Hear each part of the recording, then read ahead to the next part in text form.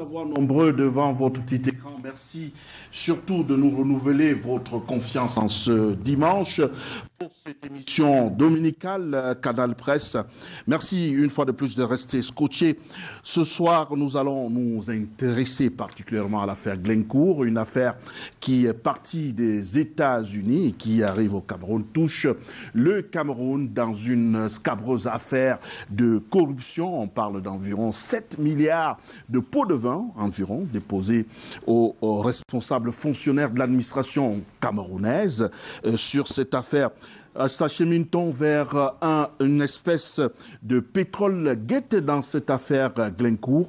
On essaiera de comprendre les tenants, les aboutissants d'une accusation qui a déclenché aux États-Unis et d'ores et déjà les personnes incriminées. Ça-t-elle apporté un démenti par rapport à cette affaire? À suivre également, toujours sur place au Cameroun, une autre affaire, la libération de la nommée Regina Mundi, qui a séjourné pendant plus de 45 jours en captivité par les Ambazoniens. Finalement, doit-on parler d'un happy end pour sa libération? En tout cas, les forces de maintien de l'ordre, nos forces d'armée, ont annoncé une libération qui a été entamée à partir du 30 et qui s'est achevée par une victoire, une libération en somme. S'agit-il d'une réelle libération ou alors y a-t-il un trou-loupe par rapport à cette libération? On en parle tout au long de ce programme. Bienvenue à toutes et à tous.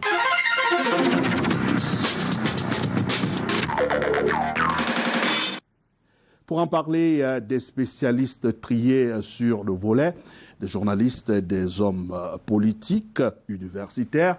Nous faisons l'honneur, on va les accueillir.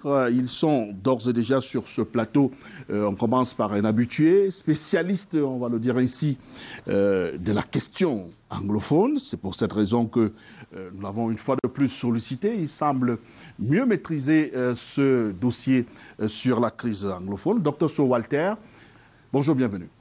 Bonjour, merci une fois de plus pour cette énième invitation. Oui, tout à fait, je suis spécialiste de la question anglophone et j'ai donné toute une vie pour que le sang ne coule plus à flot dans la région du nord-ouest et du sud-ouest. Donc c'est un dossier lourd. Ce n'est pas une blague. Okay. J'ai donné toute une vie, donc je suis spécialiste. Ok, d'accord. La dernière fois sur ce plateau, vous avez demandé qu'on vous contacte. On espère que les services renseignements et autres ont pris langue avec vous pour que cette situation, cette crise puisse trouver un dénouement favorable. Vous revenez encore sur cette affaire qui est déjà passée et ça me perturbe un peu. C'est quand même gênant et c'est étonnant. Vraiment, ce que j'ai déclaré ici, le président de la République a reçu le message et j'ai le retour. Point final. Ok, d'accord. Merci. Le service de renseignement n'a plus rien à me demander. Le président de la République a déjà le dossier. Ok, d'accord. Merci à vous. On va revenir sur ce dossier-là, d'ailleurs, sur la libération de Regina, de la sénatrice Regina Mundi. Mais avant, je précise que vous êtes universitaire et nous allons avoir votre avis sur le plan purement juridique de ce qui se passe du côté de Douala avec la cavale ou non du directeur général du port autonome de Douala annoncé en fuite, mais curieusement qui tient des réunions de conseil d'administration. On voit des ordres donnés par un procureur de la République qui ne sont pas appliqués par la suite. Comment est-ce qu'on doit comprendre cette situation sur le plan purement juridique? C'est Carlsen 1, un politologue qui a défini l'État comme un ordre juridique concret où on doit respecter la loi. Sur cette définition, je voudrais vous dire qu'en pénal, il y a deux alternatives. Il y a le plaignant, il y a l'accusé. Le procureur général fait l'arbitrage. Le plaignant, dans ce cas, c'est Kanabois. L'accusé, c'est le directeur du port autonome de Douala. Ce n'est pas M. Sirisngo. Ce n'est pas M. Sirisngo qui allait sceller les magasins de Kanabois. C'est le directeur du port. Maintenant, quand ils se sont retrouvés au procès, chaque partie ayant ses preuves et ses témoins, le juge a rendu le verdict que c'est le directeur du port autonome de Douala par M. Cyrus Ngor. Il faut faire la différence entre la personnalité et la personne et personnage. Ça, c'est l'individu Cyrus Ngor qui n'est pas concerné sur ce dossier. C'est le directeur du port autonome de Douala. Et au pénal, la somme due, puisque Kanabo a sommé l'OPAD, et ça a été payé. Ça a été payé au nom de qui? Du directeur du port autonome de Douala. Cette histoire où on nous dit que c'est l'individu qui n'a pas payé, voilà pourquoi on a rejeté les chèques. Ça, c'est... je voudrais même dire qu'on nous amène dans ce que j'ai souvent appelé dans un système démagogique absolu. Et on va nous démontrer que nous sommes dans la dictature de souveraineté, dans la souveraineté sur le pluralisme. Ce n'est pas le cas. Donc, le directeur du PAD a payé ce qu'il fallait et ça veut donc dire que ce que nous enseignons à l'université en sciences juridiques et politiques, on vient de nous démentir. On vient de nous dire que le droit n'existe pas. Le directeur du PAD a payé ce que le tribunal a demandé. Le procureur de la République devait prendre acte et rendre compte à sa hiérarchie.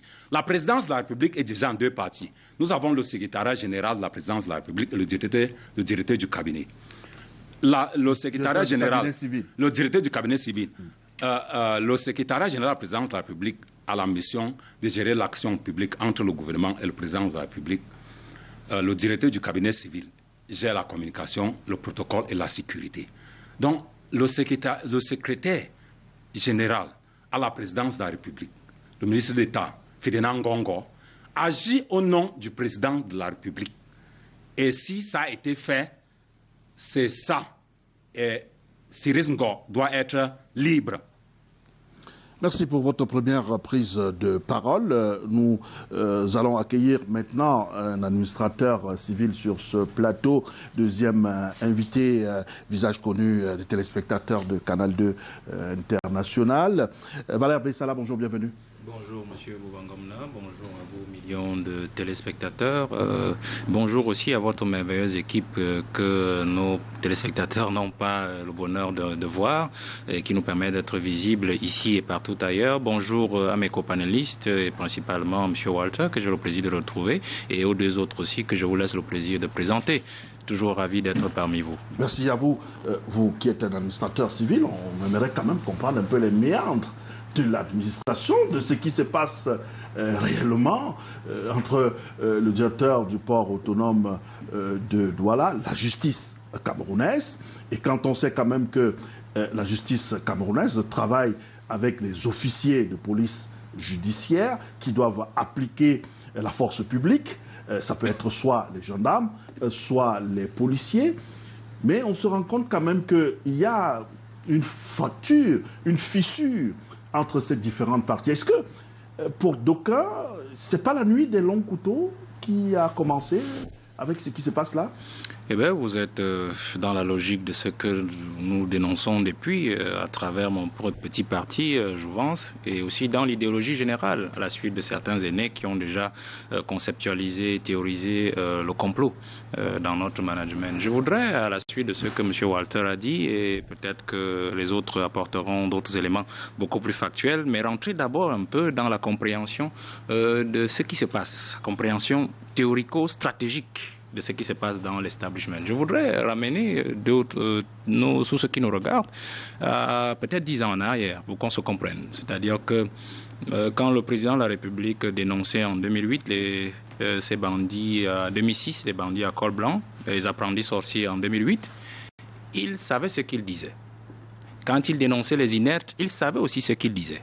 Mais je reste sur le fait, c'est-à-dire que lorsque le ministre de l'administration territoriale, l'ancien, de 2002 en 2011, M. Marafa est embastillé le 16 avril 2012, il y avait une chose qui n'est pas apparue assez perceptible dans l'imagerie populaire, c'est qu'en fait, le président venait de couper la tête d'une hydre, c'est-à-dire d'un chef de réseau. Parce qu'il faut faire très attention. Je dis bien un chef de réseau et je pèse mes mots. En coupant la tête de ce chef de réseau, tous ceux qui étaient dans son réseau ont dû se redéployer dans d'autres réseaux de prise de pouvoir. Vous comprenez? Et l'un de ces réseaux, justement, a happé tout ce qui se retrouvait dans le réseau de ce monsieur-là. Et c'est ce réseau-là, justement, qui est en train, aujourd'hui, de nous créer assez de soucis. C'est-à-dire, quand vous regardez ce qui se passe à Douala, les affaires de terrain et tout ça, quand vous regardez ce qui se passe justement au port autonome que vous avez évoqué, quand vous regardez même ce qui s'est passé aussi au niveau du ministère des Sports, ainsi de suite, et même dans certains groupes médias que vous connaissez. Donc, c'est ce réseau-là qui a repris cela. Parce qu'en fait, pour qu'on le comprenne, parce que je ne voudrais pas que les gens se méprennent sur ce que je dis, ce réseau était justement, le réseau de M. Marafa était justement celui qui tenait Bolloré. C'est-à-dire que c'est sous Marafa, SGPR, ministre, secrétaire général de la présidence, que Bolloré avait obtenu la concession du rail. 99, vous vous en souvenez, avait obtenu la concession du port autonome. Et s'agissant justement du port autonome, il faut que vous vous rappeliez très bien. Les études avaient été menées. M. Dayas était là. Quand Dayas arrive, c'est lui qui propose au chef de l'État, par une note qui est d'ailleurs routée par ceux qui étaient au sommet de l'État, pour dire au chef de l'État que le port autonome ne rapporte rien au Cameroun et qu'il doit être vendu à un franc symbolique. Alors, M. Oyono Etoundi qui arrive, je crois en 2007, je parle sous votre contrôle, il fait une contre-expertise et il se rend compte que non. Le port est rentable. Le problème du port, c'est que nous tenons les cornes pendant que Bolloré, lui, traite la mamelle, c'est-à-dire qu'il traite le lait. Parce qu'en fait, il est au début, au milieu et à la fin de la chaîne portuaire. Donc c'est lui qui nous dit au Cameroun ce que le port a rapporté et on n'a pas de preuve de ce qu'il nous dit la vérité ou il ne nous dit pas. Alors, M. Etoundi audite le port et se rend compte qu'en fait, le port peut rapporter énormément d'argent au Cameroun. Et il dit, Monsieur le Président, il faudrait mettre un haut là, stopper ce processus de bradation du port. Voilà tous les problèmes qui avaient commencé pour M. Etoundi. M. Etoundi se cachait pratiquement dans ces républiques, parce qu'il était traqué par des policiers, des gendarmes, et ainsi de suite, parce qu'il fallait qu'on lui mette le grappin dessus, parce qu'on avait justement fait exactement ce qu'on fait avec M. Cyrus. C'est-à-dire qu'on crée une affaire rocambolesque sur vos actes de gestion, et puis on engage votre responsabilité individuelle au lieu d'engager la responsabilité de la structure que vous dirigez, et on vous insécurise. M. Etoundi, on se cachait partout, jusqu'à sa mort. Et quand on nomme donc M. Cyrus Ngo, en plus donc de ce dossier, M. Cyrus Ngo reçoit sur la table justement des instructions d'évacuer toute la chaîne portuaire de ce qui empêche cette structure d'être rentable. Parmi lesquels Bolloré. Il est donc question que le port récupère soit la gestion de toute la chaîne portuaire ou alors remette sur le marché international à travers un appel à candidature des acteurs portuaires pour qu'effectivement on prenne le plus ou le mieux offrant. Vous avez vu l'affaire Thiel. L'affaire Thiel qui a engagé même Baba Dampoulou, qui était justement actionnaire de l'une des entreprises et qui avait postulé. À la fin, le port a décidé même de reprendre la gestion de ce port, de la gestion de la chaîne portuaire en concession, en régie, je veux dire. Donc voilà ce qui se passe aujourd'hui. Ça fait donc que Bolloré étant insécurisé, il a donc fallu que ce grand réseau dont je parle, dont le président avait créé la première tête et qui a été récupéré par un autre chef de réseau, engage donc l'insécurisation du directeur général du port autonome de Douala. Je tiens à le préciser pour qu'on se comprenne très bien. Mal lui en a pris, c'est que, M. Walter le précisait tout à l'heure, le port a des locataires, c'est-à-dire sur la zone portuaire, qui doivent payer normalement un loyer au port, c'est-à-dire que ceux qui louent, le parc des véhicules, ils louent les terrains, le parc à bois, c'est le cas donc de Canabois, c'est-à-dire qu'il y a, je crois, 24 000 mètres carrés, c'est-à-dire 2 hectares presque et demi sur l'espace portuaire, et qui a décidé d'opérer une sous-location de cet espace-là à une autre entité publique, qui est la Direction générale des douanes. Vous comprenez l'affaire? C'est donc là où M. Ngo arrive et il se dit, je veux faire des bénéfices, et je me rends compte qu'en fait, les biens du port sont loués, mais pas au bon prix. Alors je décide de relever les prix de location. Ceux qui se sont pliés n'ont pas de problème. Mais Canabois se retrouve dos au mur parce qu'en fait, le terrain même dont il est en possession comme locataire officiellement, ne lui appartient plus, du moins en termes de location, c'est à la douane. Donc il ne peut pas dire au douanier, à M. Fongot, que il faut augmenter parce qu'en fait, je ne suis pas le vrai propriétaire. Donc voilà tout le blocage. Il est donc obligé de se rabattre sur le chef du réseau. Le chef du réseau, donc, qui engage donc la machine judiciaire. La machine judiciaire contre M. Cyrus Ngo. C'est-à-dire que Canabon lui demande de porter plainte à M. Cyrus Ngo au lieu de porter plainte au port autonome pour avoir demandé d'augmenter le loyer du terrain qu'il loue. Et techniquement, vous savez que les subtilités du droit sont telles que si on vous porte plainte en tant qu'individu, eh ben, si c'est les affaires de corruption, de machin, ceci, ça rentre au pénal et l'action individuelle, et puis on peut vous récupérer, que vous soyez directeur ou je sais pas trop, ministre, ainsi de suite. Voilà ce qui se passe. Parce qu'ils savaient pertinemment que c'est l'homme Cyrus qui les intéressait et non pas le port autonome de Douala. J'explique la chose pour que les gens nous comprennent. Donc une fois que cela a été fait, c'est-à-dire que M. Cyrus Sabo dit devant la barre que j'ai pris la décision d'augmenter les loyers, non pas en tant que Cyrus Ngor, mais en tant que directeur général du port autonome, dont personne morale, que le juge n'a pas voulu comprendre, parce qu'étant sous la pression de sa hiérarchie. Vous comprenez?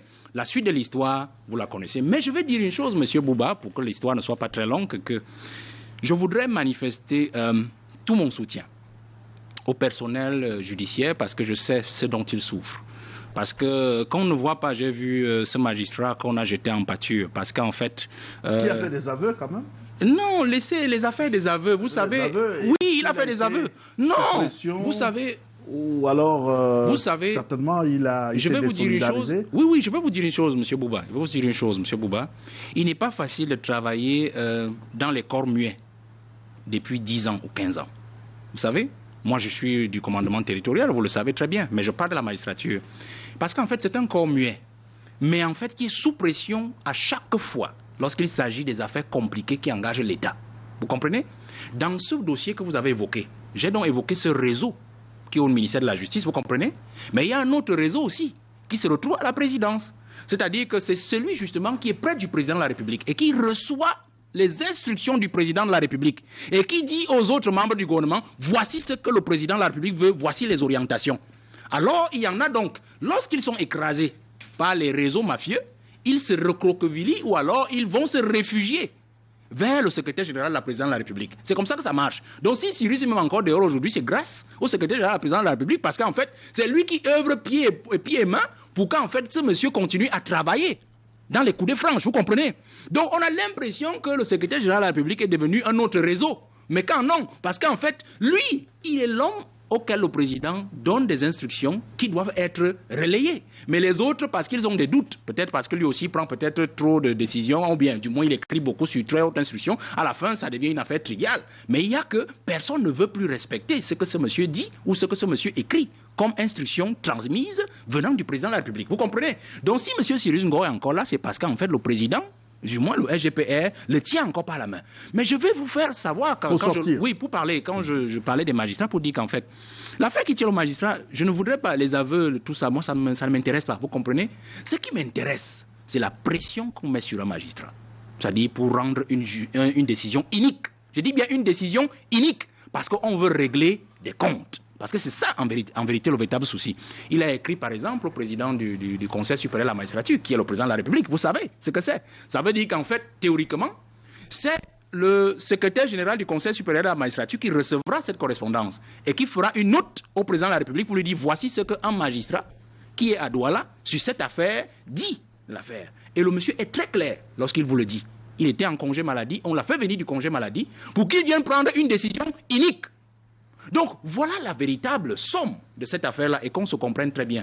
C'est-à-dire que la République doit fonctionner. Vous avez vu l'affaire Atou.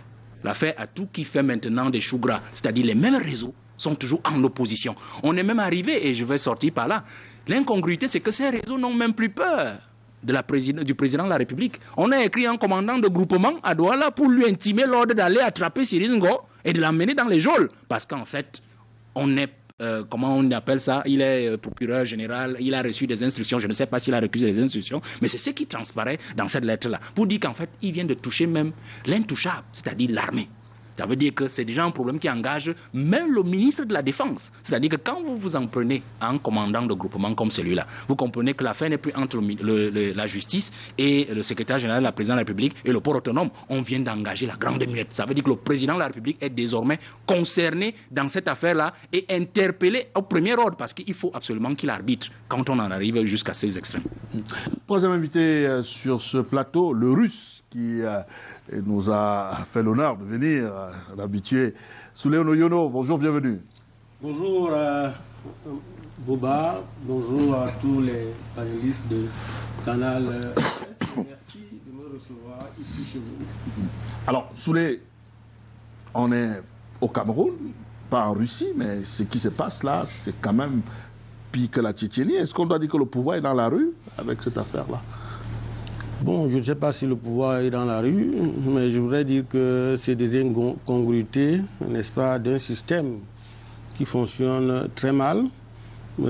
Pour dire rapidement quelque chose à ce sujet, il faut que je dise que le juge Foumkap Abada Forum a mal dit le droit, n'est-ce pas? Il a décidé de façon assez, c'est pas tout ce qu'on peut dire là, c'est que la justice, parce que les autres ont parlé beaucoup plus de canne à bois, du DG et même, n'est-ce pas, du match qui se joue en filigrane entre deux ministres d'État pour le contrôle de l'après-BIA, parce qu'il faut dire que c'est l'après-BIA qui se joue comme ça là, et que Cyrus Ngor et peut-être les autres sont des épiphénomènes. Mais il faut dire une chose, c'est que la justice étale là dans toutes ses laideurs, n'est-ce pas, ses égouts, et j'ai envie de dire ses incompréhensions, ou alors ses pratiques de corruption. Parce que M. Abada dit, qui est supposé être un juge qui a prêté devant Dieu, devant les hommes, le serment de rendre justice sans crainte, sans rancune ni faveur. Il vient de commettre une bêtise et il dit qu'il agit sous pression. Il faut quand même dire qu'un magistrat n'est pas supposé être allergique aux pressions et, n'est-ce pas, aux interventions d'où qu'elles viennent. Or, le juge Abada dit qu'il a été mis sous pression à l'effet de condamner, n'est-ce pas, Ababa, et qu'il le regrette. La preuve, c'est qu'il a de condamner Cyrus Ngor, le DG du PAD, et qu'il le regrette. Vous savez, Bouba, quand nous avons appris cette histoire et la vaste publication, nous avons pensé que M. Cyrus Ngor se comportait comme un hors-la-loi qui était condamné et ne voulait pas, n'est-ce pas, se rendre pour exécuter sa peine.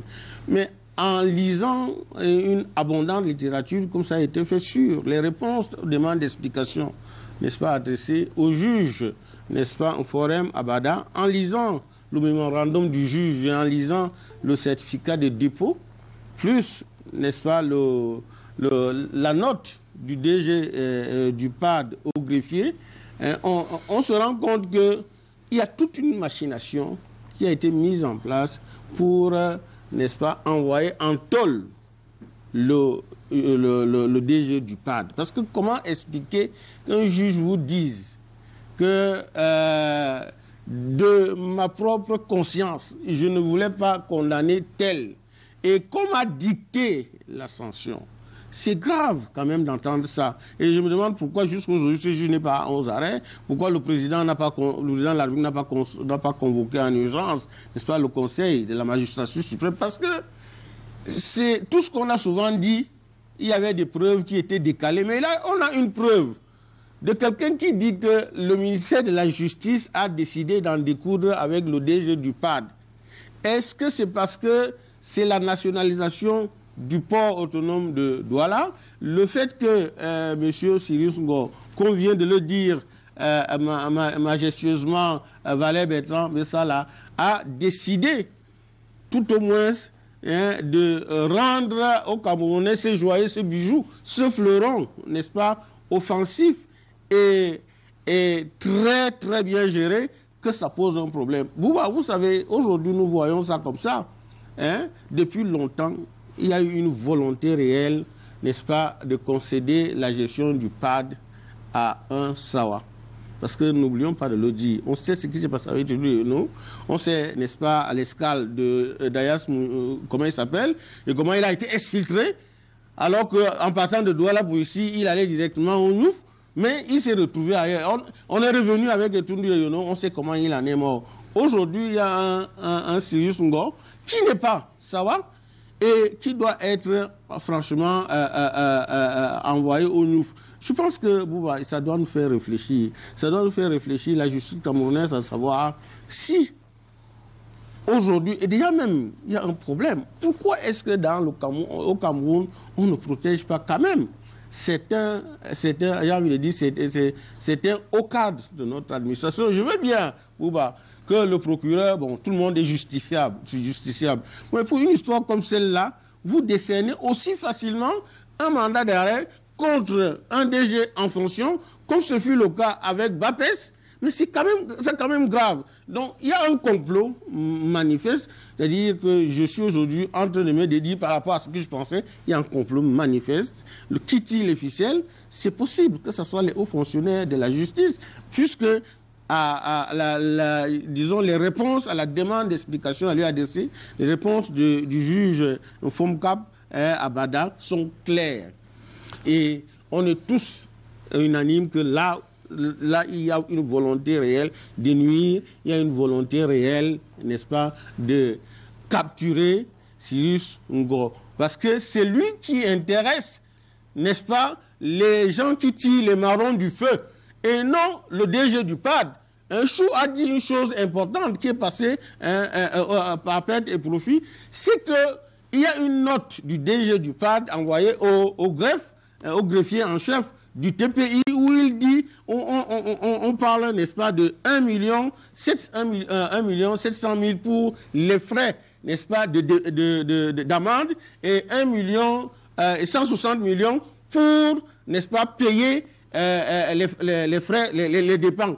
Pourquoi est-ce que les gars ont refusé, n'est-ce pas, d'encaisser ces chèques? Pourquoi?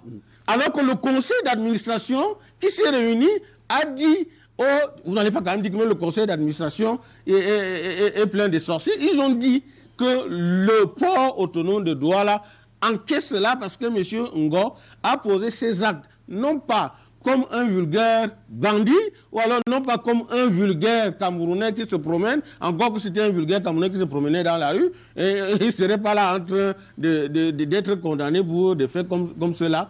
Donc il a posé les actes en lieu et place du directeur général du port autonome de Douala. Alors, si le directeur du général, si le port autonome de Douala est condamné, ce n'est pas Cyrus Ngo, un titre personne qui est condamné, mais c'est le DG du PAD. Et si le conseil d'administration a pris une résolution de payer ces amendes-là, 100 et poussière de millions, n'est-ce pas?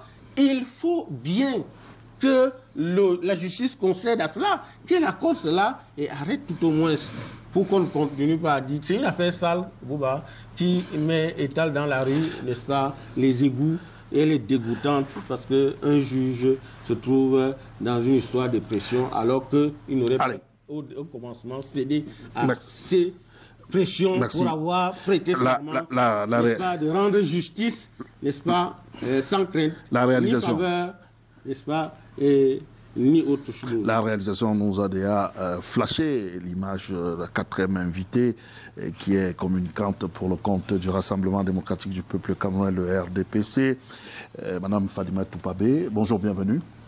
Bonjour Bouba, bonjour mes co-panélistes. Bonjour surtout à mon grand frère, le russe.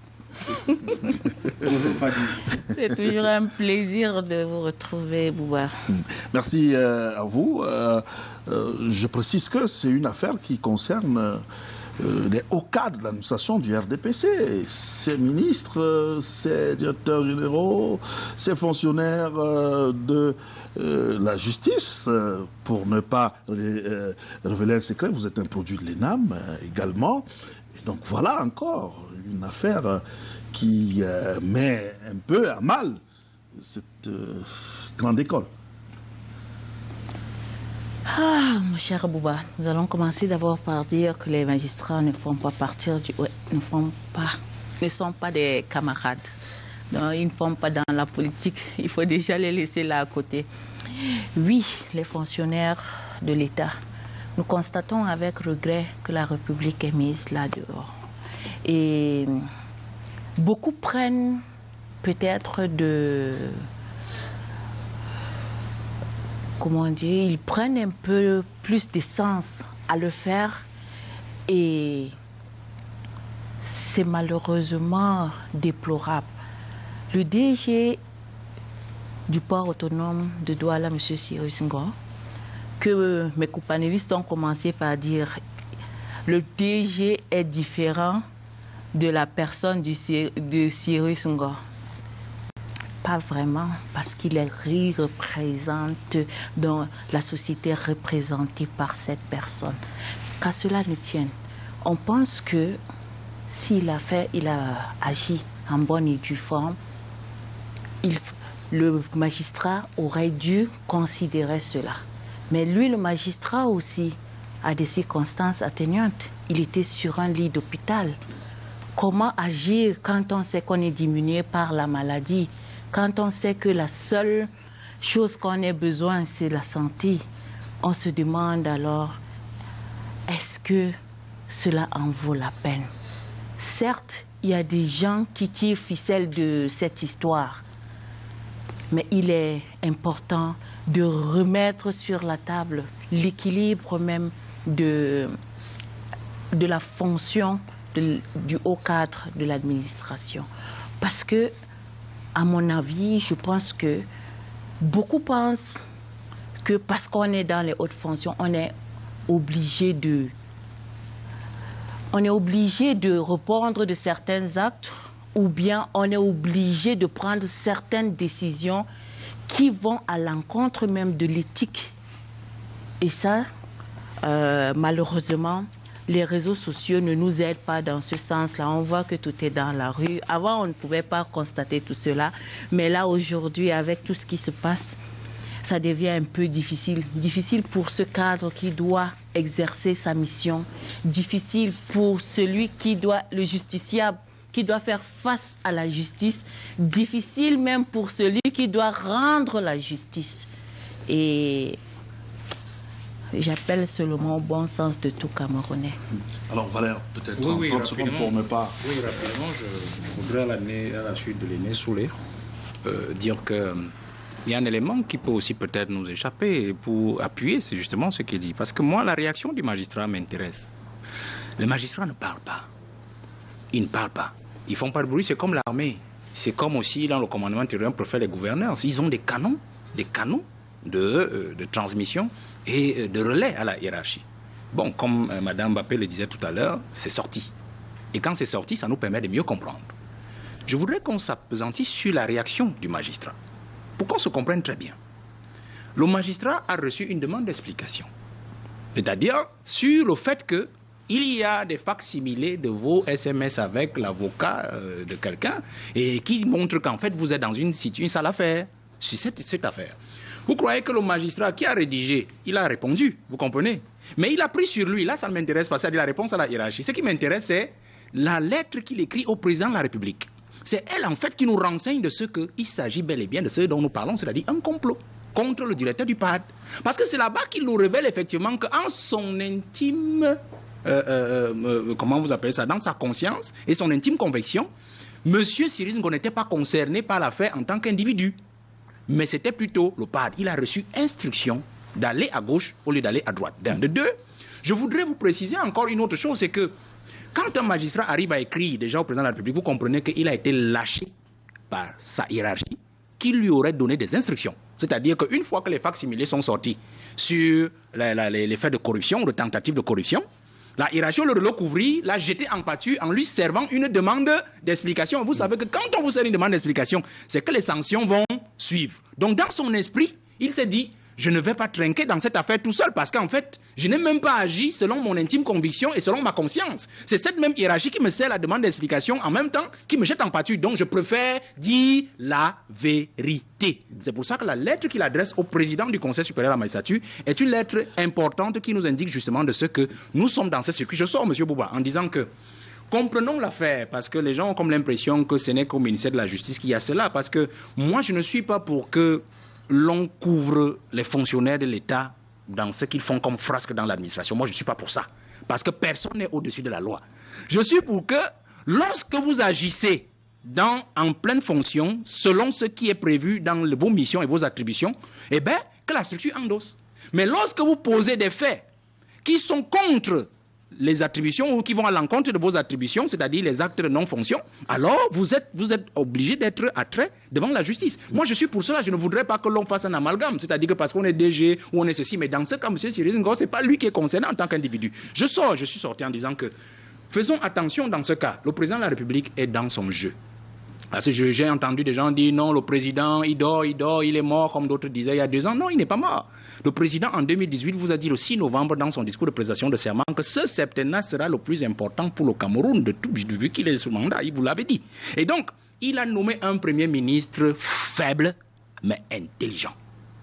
Il était dans son droit, c'est-à-dire 2018. Souvenez-vous très bien, M. Dion a passé 20 années et plus au ministère des Relations extérieures comme ministre délégué. Écoutez très bien, il avait comme patron l'actuel ministre de la Justice comme Minrex, et il a encore eu comme patron encore ce même ministre comme secrétaire général de la présidence de la République. Vous comprenez? Et donc, vous pensez que le Premier ministre peut travailler sereinement? Lorsqu'il est devenu le patron de ses anciens patrons, c'est difficile. Le président l'a fait intentionnellement. Un homme faible, mais intelligent. Mais il a aussi nommé son fidèle des fidèles, parce que l'actuel ministre de la Justice est un fidèle des fidèles du président de la République. Il faut faire très attention. Mais il a aussi maintenu et il a élevé au rang de ministre d'État. Et vous avez bien fait dans votre génie de dire que la guerre, Léné Soulé l'a appuyé, la guerre entre 2 ministres d'État. C'est-à-dire qu'il a élevé intentionnellement en 2019 le ministre qu'on savait que lui, il allait l'envoyer au quartier après les affaires de la CAN, les affaires des stades, vous vous en souvenez, les camions de sable.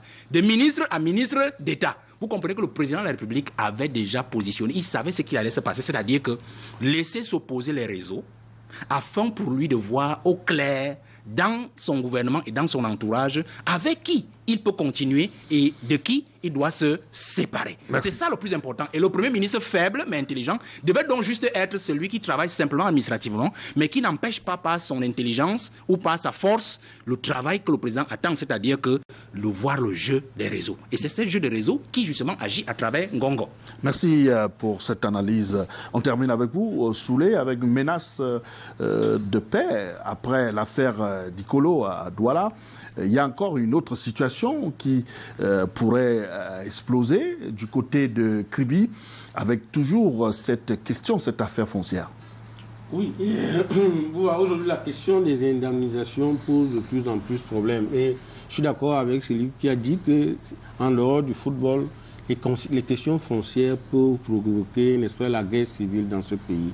Il se pose un problème à Kribi 3, où il a été question d'indemniser, n'est-ce pas, des personnes victimes des pertes du droit foncier, n'est-ce pas, des pertes des cultures qui ont été dévastées et même d'autres biens. Alors, le Premier ministre, je crois que c'est sur le tronçon foncier, dans le cadre des travaux de construction de l'autoroute Kribi, y compris les bretelles et les changeurs, n'est-ce pas, dans le département de l'Océan et la région du Sud. Sauf que cet argent qui a été cantonné depuis environ 2018 n'a pas été payé. Première curiosité, c'est quand même assez curieux qu'on commence les travaux, qu'on finisse les travaux de construction de cette autoroute sans avoir indemnisé. Maintenant que l'inauguration est imminente, n'est-ce pas, qui doit être faite par le gouvernement, les gars disent qu'ils vont rembourser, ils vont finalement payer les indemnisations. Ils ont payé totalement à Kribi 1, et maintenant pour ce qui est de Kribi 3, ils veulent payer, n'est-ce pas, le partiel, c'est-à-dire 60%, 600 millions sur le milliard. Or, les gars sont convaincus que si on paye 600 millions et que l'autoroute est inaugurée et que les rapports parviennent au président de la République, ils ne percevront plus jamais les 400 millions. Il y a une réunion qui s'est tenue vendredi dernier en présence du gouverneur et il a été retenu au cours de cette réunion, n'est-ce pas, qu'on doit commencer à payer dès samedi, non samedi hier à 8h. Mais malheureusement, quand les gens se réunissent à la préfecture, on se rend compte, le chef particulier du préfet dit que le biaiteur a eu deuil. Donc, il ne peut pas commencer à payer et qu'il faut revenir mercredi. Une autre curiosité, Bouba, c'est qu'on vous dit que D'ailleurs, même le partiel qui va être payé sera séquencé. Donc, les populations de Kribi ont décidé que mercredi, si rien n'est fait, ou alors si l'intervention n'est pas faite pour que soit payé pour le paiement total de ces indemnisations, ils vont entrer dans une colère. Donc je crois que Bouba, c'est une information, permettez, c'est une information importante parce que demain ou après-demain, on sera amené à gérer une crise que le préfet aura lui-même, n'est-ce pas, causée. Parce que le préfet de l'Océan, on ne comprend pas pourquoi il veut payer 600 millions au lieu de 2 milliards. Donc je crois que c'est une alerte aux autorités. Il ne faut pas attendre que les populations s'enflamment, descendent dans la rue pour revendiquer corps à cri, n'est-ce pas, le paiement total de ces milliards, alors que l'argent a été... Comment voulez-vous que le président réussisse à débloquer 1 milliard pour les pèlerins qui vont au Hajj, n'est-ce pas, et qu'il ne puisse pas payer juste 600 millions pour un droit privé comme celui des gens qui ont été dévastés. On vous a compris, vous n'allez pas mêler ça à l'histoire des pèlerins s'il vous plaît, merci. Il faut être bien entendu. Non, il faut faire le distinguo. Je vous en prie. Non, je fais le distinguo pour dire. Je vais être compris pour que les musulmans... Non, je suis musulman comme vous, Bouba. Laissez-moi dire, parce que vous voulez donner l'impression... C'est pas une affaire de musulmans. Ouais, vous voulez donner l'impression que... C'est juste une digression qui n'était pas appropriée. Vous voulez donner l'impression que j'en ai contre le milliard que le président a débloqué pour Hajj. Je voudrais simplement dire que si un président de la République est capable de débloquer 1 milliard pour le Hajj, comment voulez-vous qu'il débloque seulement 600 millions sur 1 milliard pour les indemnisations qui datent de 2018? Vous l'avez dit. Et comment expliquer que le Kribi 1 a eu sa part et que lorsqu'arrive le tour de Kribi 3, qu'on vous dise que c'est un paiement partiel? C'est pas normal. Il faut que les autorités administratives comprennent. Souley, vous avez précisé votre pensée. Ne monopolisez pas la parole. Souley, je vous en prie, ne monopolisez pas la parole. Vous avez précisé votre pensée. Merci pour ces précisions. On en vient maintenant à cette affaire qu'on a baptisée Petrol Gate, qui a donc suscité des réactions des hommes politiques depuis le week-end dernier. Cabral Libi, Jossa aussi Akere Mouna, Maurice Kamto également appelle pour les uns et les autres au dédommagement et pour les autres à une enquête judiciaire d'une commission d'enquête parlementaire par rapport à cette affaire. On en parle avec Lille Piedjou, Henri Tilda et Calvin Tekam.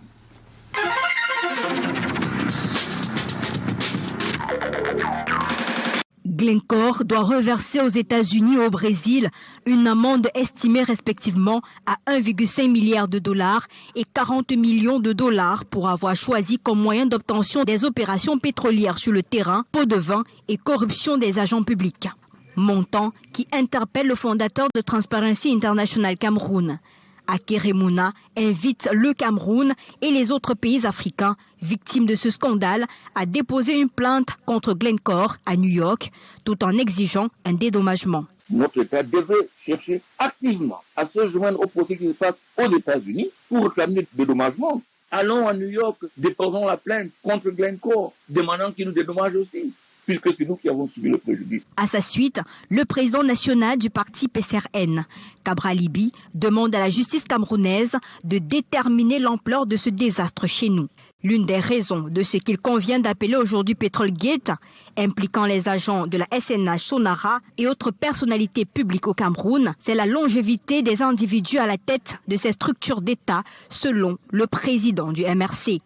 Maurice Kamto exige l'ouverture d'urgence d'une enquête judiciaire nationale, un audit général et indépendant de l'ensemble du circuit de la production, de la vente, de l'importation et du stockage des produits pétroliers au Cameroun, non sans recommander au gouvernement de constituer en urgence, s'il est encore possible, l'État du Cameroun en partie civile dans le procès en cours aux États-Unis et dans bien d'autres pays. Quant au vice-président du Social Democratic Front, Joshua aussi, il est temps de constituer une commission d'enquête parlementaire. La Constitution notamment prévoit les enquêtes parlementaires et je l'ai très bien expliqué. Au point où nous en sommes, Glencore a dit qu'ils ont réussi à corrompre et le gouvernement et la justice et les responsables. Donc il ne reste plus que le Parlement pour sauver le pays. Il y a lieu de se demander pourquoi autant d'opacité autour des questions liées aux matières premières. Le Cameroun est rentré depuis belle lurette déjà dans l'Extractive Industries Transparency Initiative, AIT par exemple, qui exige une certaine transparence dans les matières premières, notamment dans le pétrole. Donc cette opacité, c'est un sujet d'hier. Des milliards de francs CFA ont été perdus dans cette opération frauduleuse à la SNH et à la Sonara. La décision de l'État du Cameroun reste attendue dans cette affaire.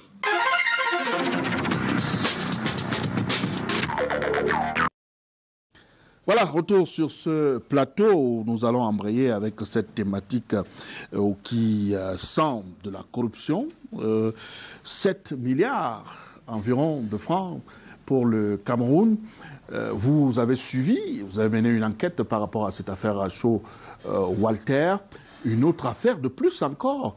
On s'interroge quand même, comment est-ce que l'accusé peut se retrouver dans cette posture et citer pêle-mêle les noms parmi lesquels le Cameroun a indexé. Ce n'est pas 7 milliards. Je vais vous surprendre. J'ai mené des investigations et je suis même heureusement entré en contact avec le FBI, le Federal Bureau of Investigation, parce que j'ai séjourné aux États-Unis. Le gouvernement du Cameroun a la malchance que je tombe toujours sur les dossiers comme ça. Chaque jour, quand on se révèle un nouveau dossier. Et aujourd'hui, le dossier de Glencore. C'est ce que j'avais dit sur Glencore qui est vrai. Parce que moi, je ne suis pas dans le lieu des clans.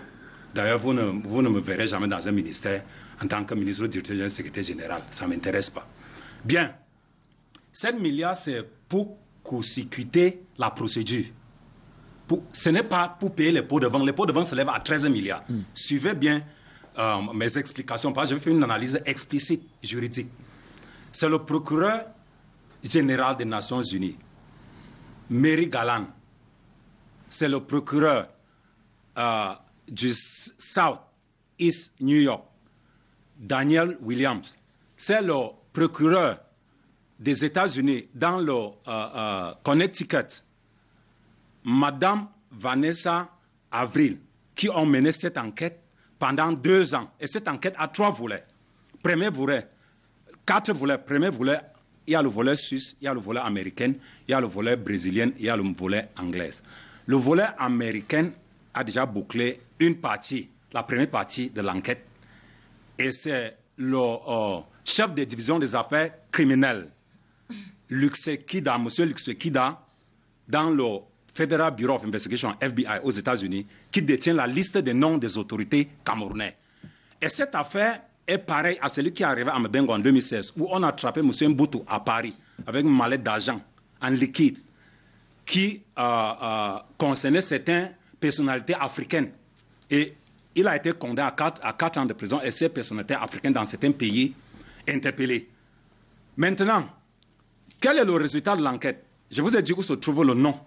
Et il y a même le nom d'un certain Simon qui a géré entre 2000, c'est-à-dire parce que cette enquête, pour le rapport général de cette enquête, parce qu'il y a le rapport général de cette enquête pour la première partie, parce que pour SUS et en cours, pour les 2 ans sont déjà bouclés. Maintenant, premièrement, il y a une loi américaine, Foreign Law for Corrupt Act. Cette loi bannit tous les actes commis par les multinationales, y compris Glencore. Maintenant, on tombe maintenant sur le dossier de Glencore. Le Federal Bureau of Investigation présente sa première partie des enquêtes. Et il dit, je cite M. Luxekida, entre 2007 et 2018, à travers l'intermédiaire de West African Intermediary Company, situé au Nigérian, Nigerian Limited Company. Ils sont intermédiaires pour Glencore. Et l'argent est versé dans 2 pays différents. On a Cashdex à Londres. Cashdex, c'est l'argent en espèces. Pour ceux qui font la comptabilité analytique de gestion, c'est le compte 57. L'argent qui circule en espèces. Donc, ces 2 entreprises nigériennes, à travers Cashdex à Londres et Cashdex en Berne en Suisse ont débloqué 21 millions de dollars aux autorités camerounaises. Quand moi je dis autorité, c'est entre guillemets. Je ne veux pas citer le nom d'une entreprise ici. Maintenant, quand ils ont versé cet argent, en 2016, il y a eu versement régulier. Glencore ressort avec le bénéfice de 39 milliards. Parce que les 21 millions de dollars, c'est pratiquement 13 milliards. Quand vous multipliez par 3, vous avez 61, vous avez 21 fois 3, ça fait 61 millions de dollars. Et maintenant, ça donne 39 000 milliards. Non, 39 milliards, autant pour moi, 39 milliards. Voici le préjudice qu'a causé Glencore à l'autorité camerounaise. Maintenant,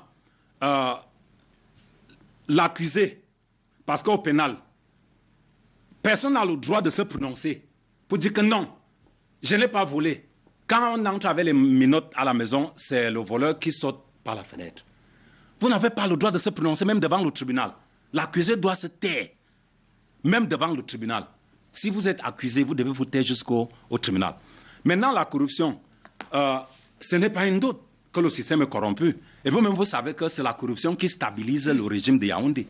Quand le président Biapol a pris le pouvoir en 1982, en 1984, il y a eu un coup d'État très violent. Il a été défendu par des hommes. Ce n'était pas dans les airs, c'était dans une société où il y a des règles. Et c'est ces hommes-là qui manipulent dans le mensonge et qui payent, qui reçoivent des pots de vin pour que Glencore entre maintenant en négociation. Parce que entre l'accusé et le plaignant, c'est le procureur. C'est le procureur maintenant d'apporter les preuves. Et si vous décidez d'aller aux preuves, on vous condamne. Si vous ne décidez pas, on passe maintenant à la négociation. Voilà donc en grosso modo ce que je voudrais vous dire. Je reprécise les chiffres. Entre 2007 et 2018, on a versé au Cameroun 21 millions de dollars et 10 millions d'euros, équivalent à 7 milliards, qui est une partie des procédures qu'on a court-circuitées pour avoir ce bloc de pétrole à Mondemba dans le sud-ouest. Et ça rentre encore dans la zone de guerre. Falimentou Pabé, parmi les accusés, au banc des accusés, de grosses entreprises pétrolières camerounaises, pas les moindres, la SNH et la Sonara sont donc pointées du doigt. Cette semaine, on a vu la réaction, la sortie, à travers un communiqué de presse du directeur général de la SNH qui dément l'information selon laquelle cette structure aurait été, entre guillemets, corrompue. Oui, mon cher Bouba, c'est vrai. Nous l'avons tous lu dans les réseaux sociaux. Et cette histoire de Glencore, vraiment, nous amène un peu à voir un peu le côté noir de l'or noir. Et le Cameroun n'est d'ailleurs pas le premier pays indexé. Monsieur Walter, c'est ça? Walter. Oui, l'a dit. Nous avons eu des scandales avec le Brésil, la Suisse et le reste. Beaucoup de corruption dans ces affaires-là. Mais qu'à cela ne tienne, la SNH qui a pour mission de gérer les intérêts de l'État dans le secteur pétrolier et gazier, le secteur gazier, est mêlé à cette histoire, d'où la sortie de son directeur général qui nie les faits. En attendant qu'une enquête s'ouvre ou bien que nous voyons plus clair dans cette histoire, on va essayer de s'en tenir à se dire. Je ne vais pas entrer en profondeur dans cette histoire. Et la Sonara, de notre côté aussi, nous le savons très bien, la Sonara qui, malgré l'incendie, essaye de survivre, y est aussi mêlée. C'est un peu dans ce sens que je veux dire que le pétrole, c'est une histoire très compliquée. C'est une histoire où la société ne saurait dire avec exactitude ce qui se passe. Parce que nous voyons la fragilité un peu de l'État qui peut être mise en exergue. Et quand on parle même de la corruption dans ce secteur-là, il faut souligner d'une part que ces entreprises, ces blancs qui viennent pour la négociation, est-ce qu'ils ont mis sur pied, est-ce qu'ils ont déballé leurs contrats? Est-ce qu'on a vu ces contrats? Il faut beaucoup de retenue pour pouvoir parler dans ce sens-là. Moi, vraiment, cette histoire de SNH, Sonara, la corruption, je préfère un peu être réservé parce que je ne vais pas m'avancer dans ce sens. Alors, Valère Bessala, l'or noir, généralement, on ne parle pas trop de ça. Il y a une certaine opacité dans la gestion de cette affaire. Il y a même parfois la loi de l'omerta, du silence, dans les négociations. On peut quand même questionner même le contrat qui lie la partie camerounaise à Glencore pour comprendre comment est-ce que nous en sommes arrivés là. Qu'est-ce qui s'est passé? Je crois que l'élément essentiel que je retiens dans votre question, c'est le contrat qui lie cette entité, Glencore, à notre État ou à une structure de notre pays.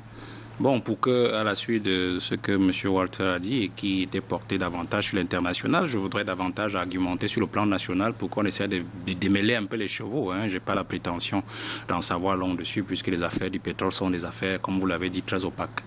Il faut seulement savoir qu'en fait, ce qui nous concerne, je crois que ce qui a en fait levé le chou gras ici, c'est la réaction de la SNH, c'est-à-dire la Société nationale des hydrocarbures. Parce que si peut-être ils n'avaient pas réagi dans ce sens-là, peut-être qu'on n'aurait pas eu le même traitement de la situation. Mais il faut rappeler les choses telles qu'elles sont. C'est-à-dire que au Cameroun, le pétrole est extractible au Cameroun depuis 1947. Mais le Cameroun s'intéresse, le Cameroun indépendant depuis 1974 à la question, et les premières gouttes de pétrole à travers l'huile issue du pétrole sont issues de nos bacs en offshore depuis 1977, et avec la création de la Sonara, c'est-à-dire ce qui est chargé justement de l'extraction du fuel de ce pétrole. Mais la SNH, qui est en fait la Société nationale des hydrocarbures, est une société qui a été créée par décret du 12 mars 1980 par le président Ahidjo. Elle a pour désormais, du moins globalement comme attribution, d'agir dans la promotion du domaine minier du Cameroun. Je dis bien minier. Et surtout d'assurer la gestion de certaines dépenses en lien avec le ministère des Finances et aussi d'assurer la gestion du pétrole extrait et exploité au Cameroun. Voilà les trois principales attributions de la SNH. Mais il faut savoir peut-être que depuis qu'on a créé la Sonamine, certainement la première mission lui a été transférée déjà à la Sonamine puisque c'est une société qui agit principalement dans ce sens. La SNH justement est donc une entreprise qui agit dans le secteur pétrolier dans deux bassins de production particuliers, c'est-à-dire le bassin de production du Rio del Rey qui se retrouve justement dans le sud-ouest et le bassin de production de Douala-Kribi-Campo, notamment avec la centrale à gaz que vous connaissez à Kribi et qui est gérée avec d'autres éléments. Là-bas aussi, on extrait quand même du pétrole, mais c'est davantage du gaz pour la consommation domestique. Pour savoir donc que la SNH n'est pas une société extractive. La SNH est juste cette société qui centralise les données sur l'extraction du pétrole et qui, donne des contrats, concède des contrats à des partenaires qui ont la capacité d'explorer, d'extraire, peut-être aussi d'exploiter des gisements de nos pétroles. Voilà comment ça marche. Et donc, il y a trois types de contrats que la SNH peut signer avec ses partenaires. Il y a les contrats de concession, il y a des contrats de partage du pétrole, c'est-à-dire qu'une fois que vous avez extrait le pétrole, vous partagez les parts en fonction de vos actions dans cette affaire-là. Et puis la SNH retient ces parts qui sont celles du Cameroun et soit ses parts propres, qu'elle peut donc mettre à la disposition du marché international. Le marché international qui peut être celui, en fait, qui se retrouve dans notre aire pétrolière, c'est-à-dire dans le bassin de la mer Méditerranée, ou alors agir avec des traders à l'international pour atteindre des acheteurs beaucoup plus éloignés de notre secteur ou du domaine pétrolier international. Je l'explique comme ça pour que ce soit plus simple. Pour dire donc quoi? C'est là où donc le bas blesse. C'est-à-dire que lorsque le pétrole est extrait et que le Cameroun a déjà, la part du Cameroun est déjà identifiée, il a donc des partenaires Glencore est un partenaire, au même titre que Perenco, au même titre que Boleven, au même titre qu'il y a même des Chinois, il y a Sinopec par exemple qui est dans cette affaire-là, il y a encore une entreprise Chang qui est dans l'affaire, donc il y a au moins une douzaine de partenaires de la SNH avec lesquels la SNH traite quand elle a extrait déjà notre pétrole. Donc à qui elle peut confier le pétrole, soit pour la vente, soit alors tout simplement pour le troc. Voilà comment ça marche, parce qu'en fait, le pétrole, notre pétrole est un pétrole lourd et qui est impropre directement à la consommation. Donc, il faut d'abord le vendre et acheter un pétrole léger, le Brent, pour qu'on puisse assumer la consommation domestique. Voilà ce qui marche. Donc, vous comprenez donc que Glencore intervient à ces niveaux. Mais je veux rappeler une chose, c'est que la SNH aussi, ce n'est pas seulement les partenaires extérieurs. La SNH, c'est aussi au moins 12 entreprises dans lesquelles la SNH a des prises de part. C'est-à-dire que quand vous voyez Tradex, la SNH a 54% de Tradex. Quand vous voyez Hydrac, la SNH a des parts à Hydrac. Quand on voit le chantier naval industriel du Cameroun, la SNH a des parts là-bas. C'est au moins 12 entreprises que la SNH fait fonctionner. SCDP, CSPH, c'est que vous connaissez, vous comprenez. Donc, c'est pour dire qu'en fait, cette affaire, quand on parle de corruption, on aurait peut-être l'impression que comme c'est Glencore, ça sort avec Glencore, peut-être que ce n'est que cela. Il y en a beaucoup plusieurs. Mais pour dire qu'en fait, ce qui m'intéresse, et quand j'entre dans cet argumentaire, c'est que nous voyons en fait ce qui se cache derrière l'affaire. Parce que Glencore, c'est quoi? Il a dit que c'est une entreprise anglo-suisse. Mais ce n'est que l'auparavant. Parce que Glencore est une entreprise qui a été créée par un ancien trader, un célèbre trader, Mark Rich, depuis 1974. Il faut qu'on le sache. Et dès qu'elle a été créée, c'est une entreprise qui a une filiale au Canada. Au Canada, il parlait de la question anglophone tout à l'heure, c'est-à-dire c'est l'affaire du climat.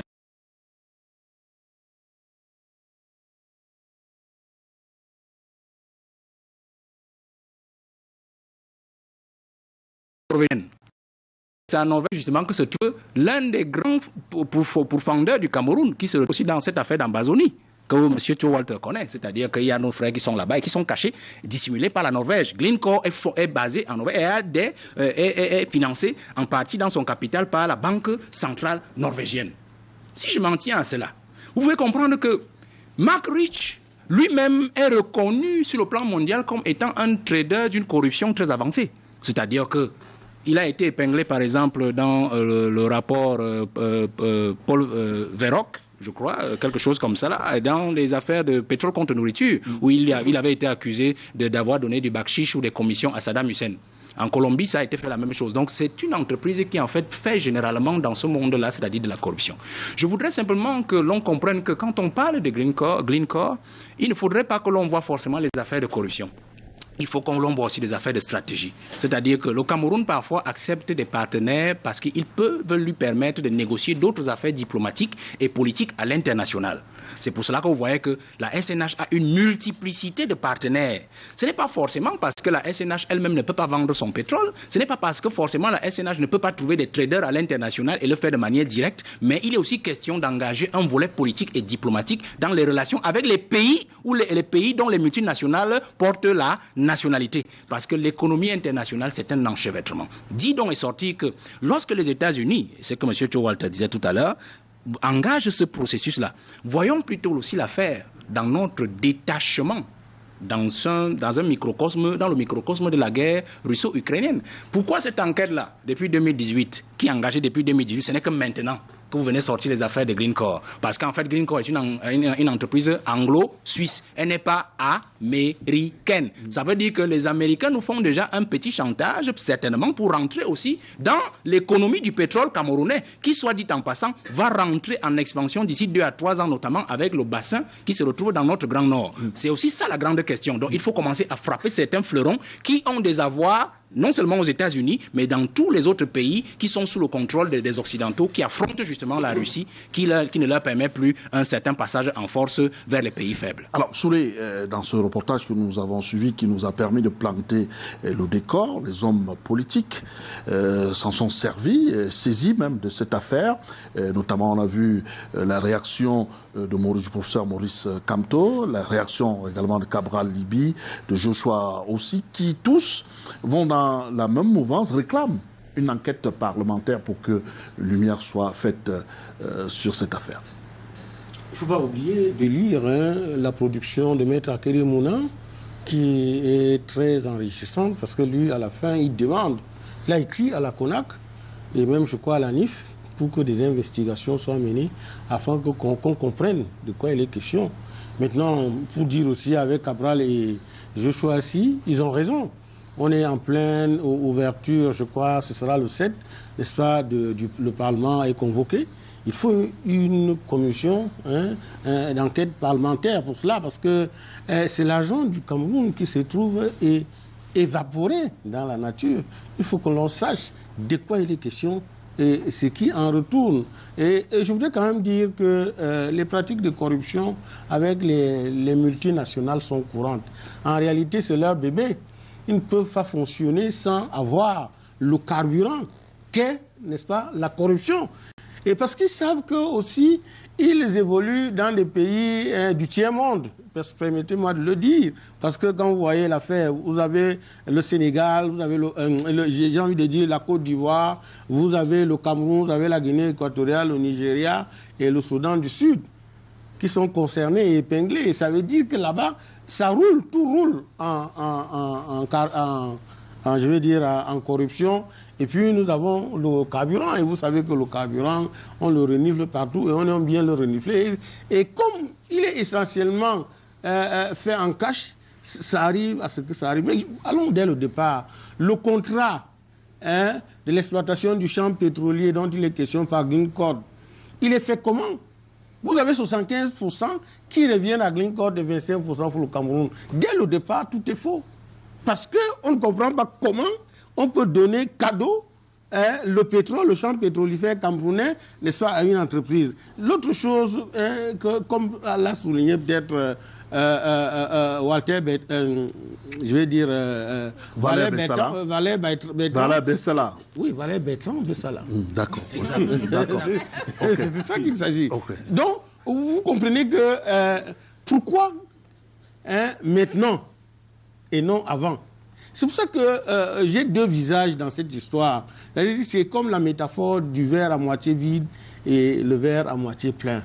D'un côté, il n'y a que cette affaire, c'est que les personnes dont on estime avoir perçu des pots de vin sont encore en place. Et c'est les mêmes personnes qui ont contacté, n'est-ce pas, qui ont fait signer au président le contrat industrialo-portuaire avec la Russie. Comprenez bien, c'est pas pour rien que j'ai mis la tchapka aujourd'hui. Vous dites que désormais, la Russie veut traiter directement avec le Cameroun, sans plus passer par la France et par les autres. Du moment où, avec la guerre, les gens ont pensé que la Russie est sous embargo, mais que le Cameroun continue à traiter avec la Russie. Donc, c'est le Cameroun qui est visé. Vous ne prenez pas ça à la légère. C'est le Cameroun qui est visé. On veut punir le Cameroun. Et les pots de vin, je voudrais bien admettre, n'est-ce pas, que les fonctionnaires camerounais auraient perçu des pots de vin. Mais c'est quand même, c'est l'impressionnisme de voir quelqu'un qui dit « Je fais formule des aveux ». Sur cette chef d'accusation, oui, j'ai versé des pots de vin, les dessous de table et tout. Mais vous dites, mais attends, c'est quoi cette histoire-là? Et quand vous demandez c'est quoi cette histoire-là, on dit, ok, dans les différents tribunaux, quand vous acceptez être jugé coupable, n'est-ce pas? Il faut fixer les amendes. Donc, on s'en serait tenu, n'est-ce pas, à fixer les amendes sans vouloir absolument chercher d'autres choses. Mais ils ont voulu chercher d'autres choses. Et j'ai le sentiment que cette histoire est faite et montée pour que le Cameroun, par exemple, avec son chef d'État, le président national du parti de Fadi, qui est là depuis, soit, n'est-ce pas, soit évincé, parce que vous savez que ces gars-là, aujourd'hui, ne sont plus tout à fait d'accord avec des présidents, des chefs d'État qui durent pendant longtemps au pouvoir. Donc, il faut faire partie pour lui. Ça, je suis encore sur le verre à moitié plein. Mais je voudrais quand même dire, au regard de tout cela, c'est que Glencore sait ce qu'il fait, ce qu'il veut. Il crée la panique, il dit « j'ai corrompu ». Maintenant, le verre à moitié plein, j'étais à moitié vide, vous êtes maintenant à moitié plein. À moitié plein. C'est que nous avons reçu un communiqué banal de la DG, de la SNH, qui dit qu'on doit en apporter la preuve, qu'il faut apporter la preuve de ce que les hauts cadres de la SNH, les hauts cadres, ont reçu des pots de vin. et des hauts fonctionnaires ont reçu des pots de vin, n'est-ce pas? Vous savez, et quand je vous disais tout à l'heure, c'est-à-dire que dans la période, n'est-ce pas, dans la période incriminée, il faut quand même citer des noms, n'est-ce pas, sans vouloir, parce que ça existe. On a les différents DG de la Sonara, Moutouk et Talba Mala, qui aujourd'hui est ministre. Au niveau de la SNH, on a Adolphe Moudiki, dont la SNH qui a un titre foncier sur la SNH, parce que ADG, et nous avons le SG de là-bas, qui est président du conseil d'administration. Ça veut dire qu'ils sont en première ligne. Et ce n'est pas n'importe qui, c'est des plus proches collaborateurs du chef d'État, des hauts dignitaires du RDPC qui sont visés. Donc, il faut, je suis surpris, n'est-ce pas, que l'ADG de la SNH, au lieu d'appeler la presse d'expliquer, au lieu, parce qu'on se serait attendu, Bouba, que la SNH est en justice pour demander à Glencore, qui les accuse d'avoir reçu des pots de vin, de mettre des noms sur les accusés. Qui a reçu quoi? Oh, jusqu'à maintenant, l'ADG ne le fait pas. C'est ce qu'Akeremouna a demandé. Oui, c'est ce qu'il faut faire. Ils ne l'ont pas fait. Ils disent apporter la preuve. Non, c'est un mauvais angle qu'utilise, n'est-ce pas, la SNH. Il faut, et je voudrais quand même justement, comme vous voulez donner la parole à Dr Chou Walter, qui lui quand même a investigué là-dessus, je voudrais quand même que les histoires du pétrole cessent d'être, n'est-ce pas, consignées dans l'omerta.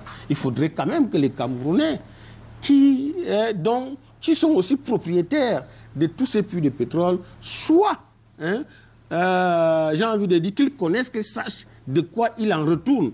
Or, depuis très longtemps, les questions de pétrole sont restées seulement à la présidence de la République. Et nous savons, M.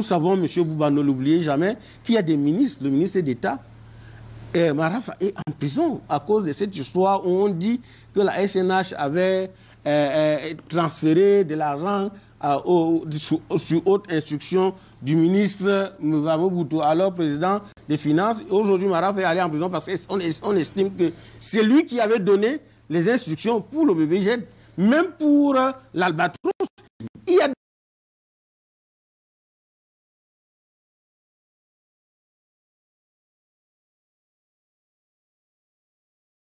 affaire, si elle avait vraiment lourde conséquences, quand on essaye un peu de prendre quel que soit le bout par lequel on le prend, comment le Cameroun peut faire pour sortir de cette affaire qui n'honore pas quand même notre pays?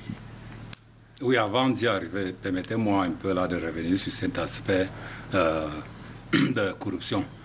Il n'y a pas de débat à faire là-dessus.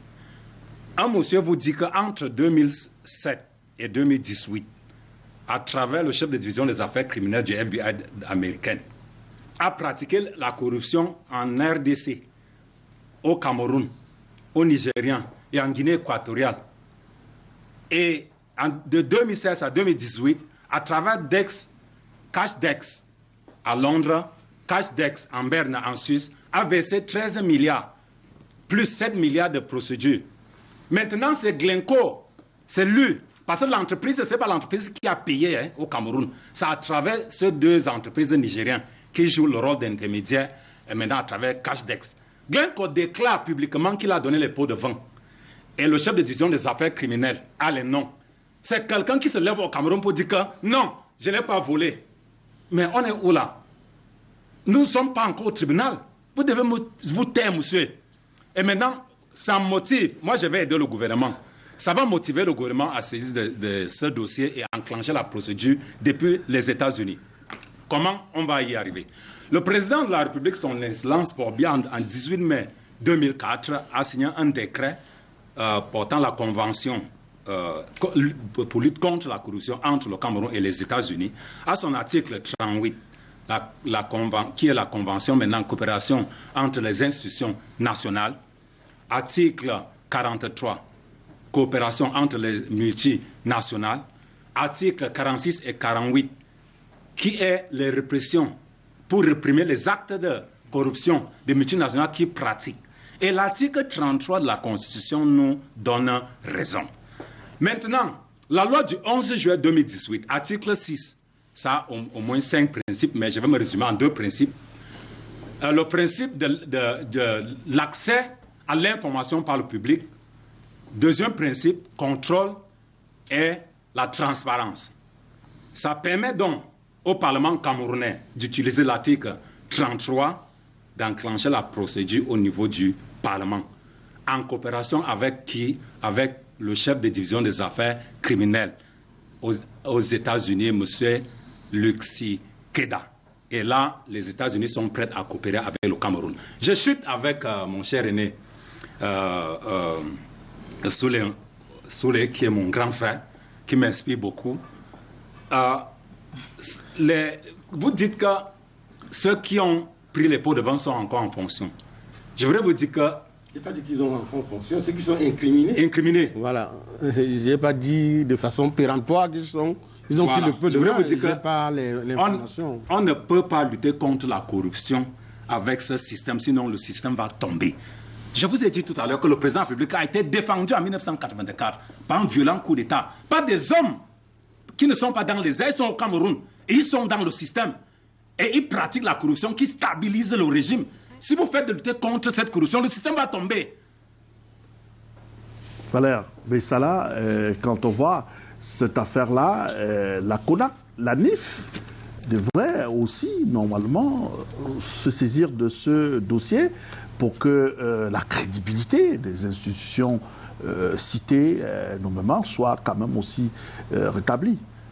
Bon, si vous dites la CONAC, bon, je ne sais même pas s'il y a encore une personne qui est dans la légalité là-bas. On a renouvelé le mandat des membres là-bas, M. Bouba.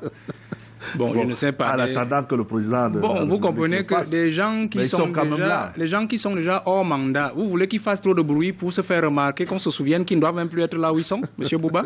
C'est ça le problème. Parce que voilà une institution qui est désormais liée. C'est-à-dire que des gars ont dépassé leur mandat depuis, je ne sais pas s'ils sont à un an ou 2 ans même déjà au-dessus du mandat qu'ils avaient. Donc on doit les chasser. Ou alors on doit renouveler leur mandat, mais on ne l'a pas fait. Ils ne vont pas faire de bruit, M. Bouba. Ça, Kakonak, mettons ça de côté, c'est glacé. Bon, la NIF, bon, disons ça comme ça. La NIF, c'est un peu le chien financier de l'État. Et le problème avec la NIF, c'est est-ce que la NIF a les données? C'est ça le problème, les données sur ces affaires-là de pétrole d'abord. Je voudrais rentrer dans une logique pour vous faire comprendre que la SNH, c'est une société en fait qui fait 50-50, je ne sais pas si ça a évolué à 60-40 de part avec l'État, c'est-à-dire avec le trésor de l'État. Vous savez que la Banque mondiale, le FMI, ont milité pendant près de 20 ans, depuis les années 85 jusqu'en 2005, pour que les recettes pétrolières fassent partie entière du budget de la trésorerie de l'État. L'État a longtemps freiné, mais a décidé d'envoyer 50% des recettes là-bas et de gérer 50% dans d'autres comptes parallèles. Je ne sais pas si ça évolue à 60-40. De toutes les façons. Donc voilà comment le pays fonctionne. Ça veut dire que les recettes pétrolières de la SNH qui sont reversées au Trésor public relèvent à près de 1/3 du budget de l'État, un tiers ou les 2/5 du budget de l'État, parce qu'on est toujours entre 1500 ou 1700 milliards, je parle sous votre contrôle, Madame Fadimatou, de recettes dans le budget, dans le Trésor de l'État. Ils avoisinent, ils concurrencent pratiquement les impôts. Avec M. Mopa Modeste depuis presque 3 ou 4 ans. Lui, il est à 1700, 1800 milliards chaque année pratiquement. Vous voyez, ça, c'est la part visible. Mais la part invisible, c'est justement celle-là qui ferait l'objet, parce que quand je dis, est-ce que la NIF sait, qui ferait justement l'objet d'un intérêt particulier. Parce qu'en fait, si vous avez une société qui fonctionne en nébuleuse pour une partie de ses recettes, et en visibilité pour une autre, ou visibilité et transparence pour une autre partie de ses recettes, vous aurez des difficultés. Parce que la traçabilité pour la part visible que reçoit le ministère des Finances dans le Trésor public est claire, mais l'autre partie, vous allez la chercher où? C'est pour ça que je vais rentrer dans cette logique que l'aîné sous le tenait. À ma suite aussi, pour dire qu'en fait, faites attention. Les Américains, quand ils prennent vos affaires de Glencore, ils ne feront rien à Glencore. Parce qu'en fait, même les juges là-bas, puisqu'ils se prennent même qu'ils ont été frappés d'amende là-bas, en dollars, en millions de dollars, ils vont payer. Et on sait que M. Mark Rich est celui qui dirige actuellement Glencore là. Ils savent comment ça fonctionne là-bas de ce côté. Ils vont aussi graisser la patte. Parce que les gens pensent qu'en fait, la société américaine est une société saine. Non.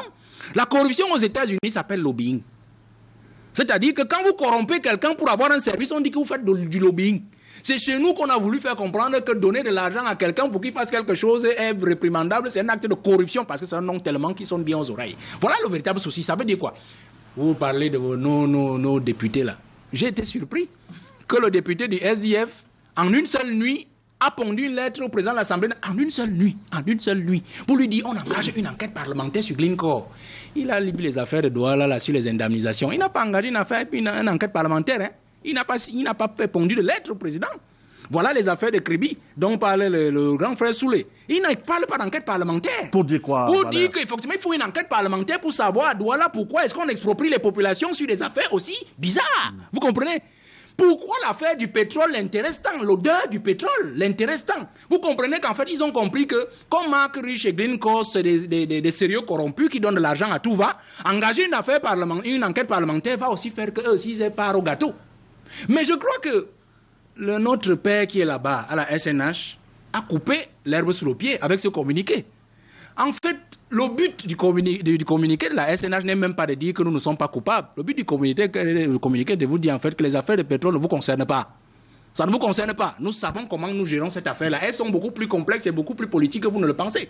Parce qu'en fait, engager une enquête maintenant, je ne pense pas que ça va prospérer. Une enquête dans les affaires de pétrole risque d'hérisser les autres partenaires du Cameroun dans cette affaire, parce que ces affaires-là, on n'entend pas de bruit. Je vous dis par exemple, je vous dis quelque chose pour vous dire que ça ne peut pas prospérer. Pourquoi? Parce que Glencore, c'est 60% du marché mondial du zinc depuis 2011. C'est 50% du marché mondial du cuivre.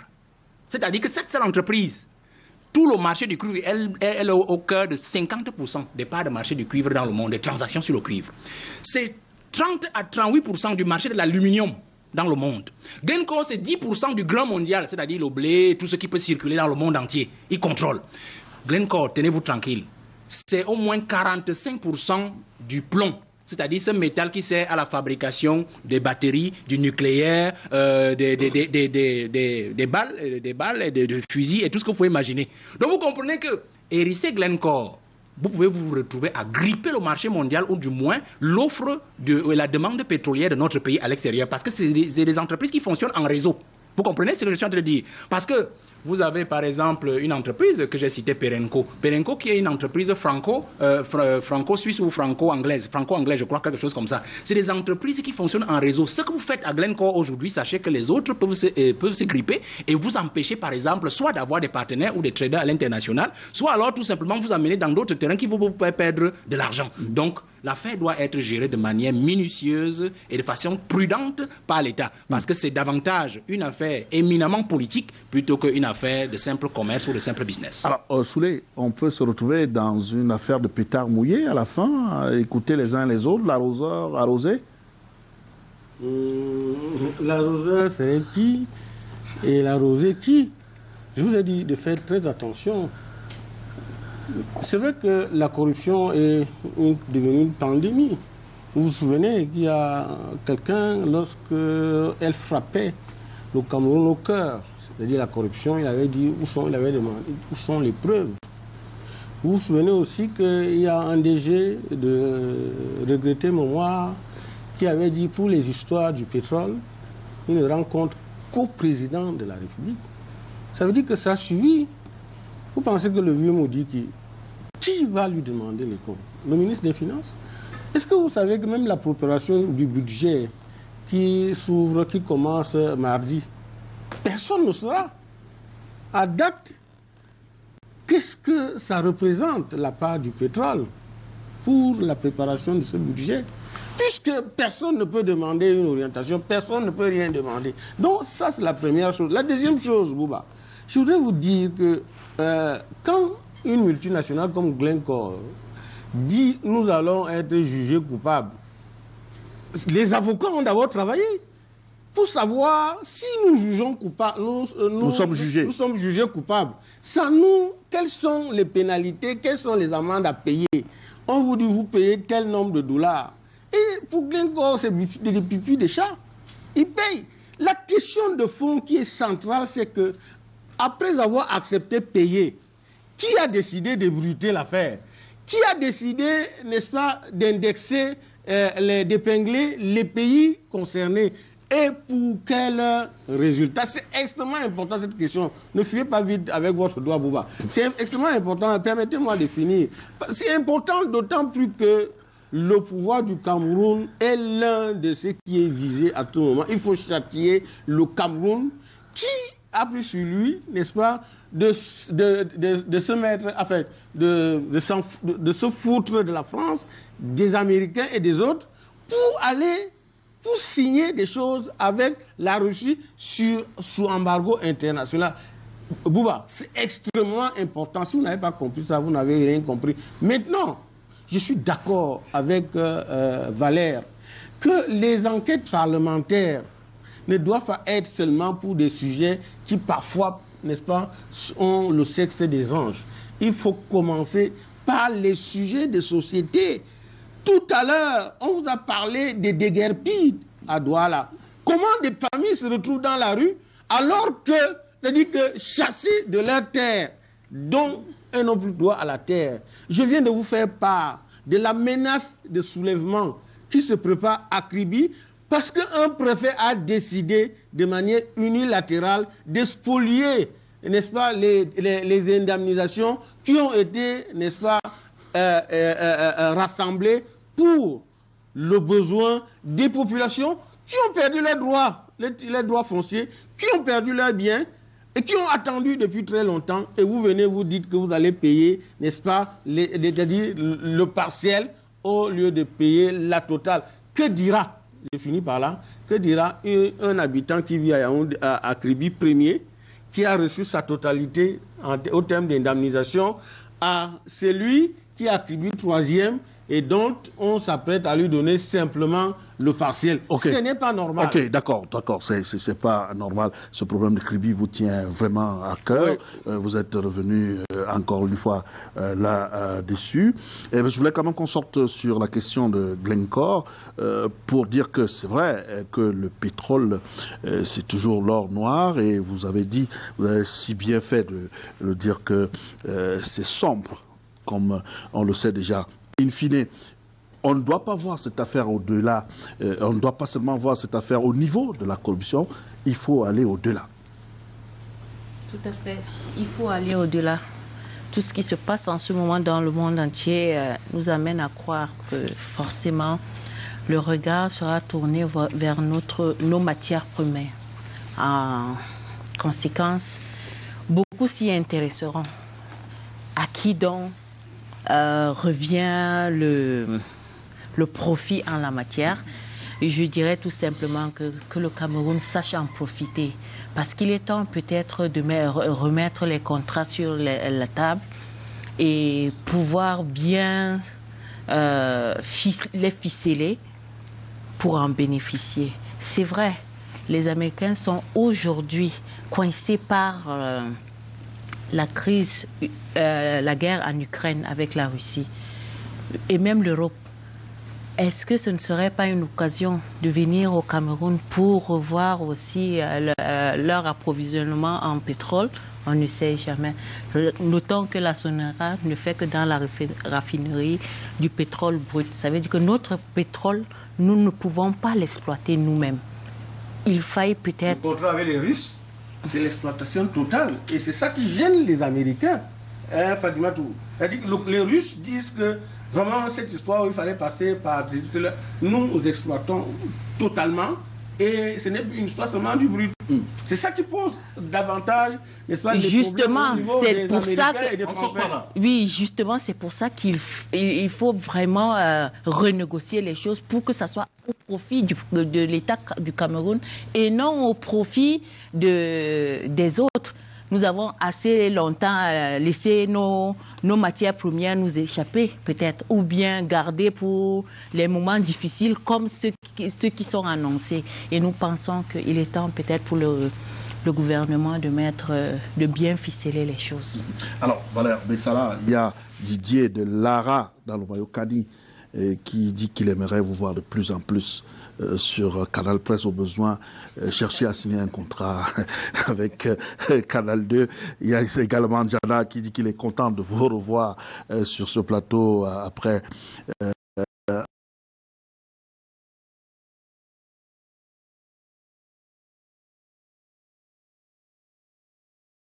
politique qui nous parle de libération de Regina Mundi.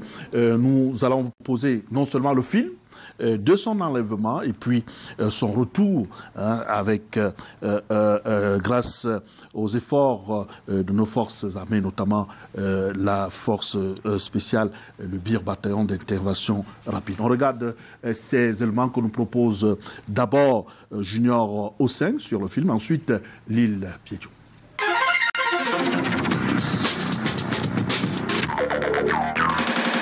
L'affaire remonte au samedi 30 avril 2022 à Bamenda, au lieu-dit Foncha Street. La sénatrice RDPC, Regina Elisabeth Mundi, en chemin pour un mariage, sera kidnappée à cet endroit par des individus armés. En effet, ces hommes armés vont barrer la route, forçant le véhicule à s'arrêter. La sénatrice et son chauffeur seront par la suite enlevés de force et conduits à une destination inconnue. Après que les présumés ravisseurs aient revendiqué l'enlèvement, Regina Mundi va apparaître quelque temps sur une vidéo postée sur les réseaux sociaux dans laquelle elle lit manifestement sous la contrainte un texte en anglais réclamant l'indépendance de la partie anglophone. Today, the 30th of April 2022 of Amazonia in la République to also resign and join our brothers to fight and push la République out of our country. Ask la République to maintain their boundaries as from independence. Ces présumés séparatistes vont par la suite réclamer la libération de 75 prisonniers séparatistes, faute de quoi la sénatrice sera exécutée le 20 mai, jour de la célébration de l'unité nationale au Cameroun. Après un mois de captivité, Regina Mundi est enfin libre. Le fait remonte au dimanche 29 mai 2022. L'armée camerounaise va opérer une mission d'approche dans une cachette de ses ravisseurs à Ancho, dans le département de la Momo. L'opération va durer plus de 24 heures et c'est dans la soirée du lundi 30 mai 2022 que l'armée camerounaise va procéder à la libération de plusieurs otages, parmi lesquels la sénatrice Regina Mundi.